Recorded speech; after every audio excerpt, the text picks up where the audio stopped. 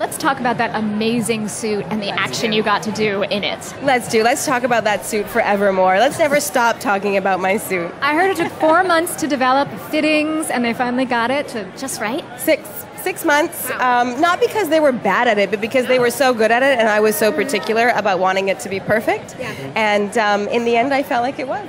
Yeah. Talk about the action sequences.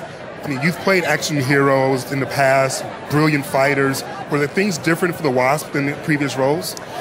I mean, every role that you play in action is different because everybody moves differently and everybody has a different reason and attitude for why they're going into their fight. And in this case, you know, Hope is desperate to find her mother. She's desperate to reunite with her mother, to find out if that's even possible, to find out if her mother's alive. And that motivation is the heart behind everything she does.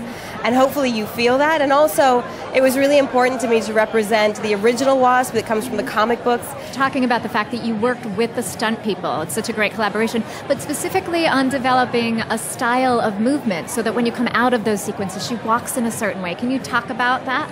Yeah, you know, that's basically what I was referencing just now in the way that she moved. It was important to me that she not just be another dude in a suit, because I think it's very easy for people to take a male role and put a woman in that role and now say, oh, it's you know, we're telling a woman's story. Yeah. But that's not necessarily a woman's story. So in every element of the story and every element of the character and every element of the costume and the way she moved and the way she thought, I wanted her to clearly be a woman. Well, your character's arc in the first film goes from being someone who's quite antagonistic towards Scott to finding some charm in him. Yeah. Are we going to consume more charm going forward? Or? Well, Paul Rudd is endlessly charming, so there is no way of getting around that. Right. And yeah, Hope was very put off by Scott Lang at the beginning of the first film, and then incredibly charmed by him by the end. And they had finished the first film in a kiss, in an embrace, and then they carried on to have a relationship off screen. Sorry, fans.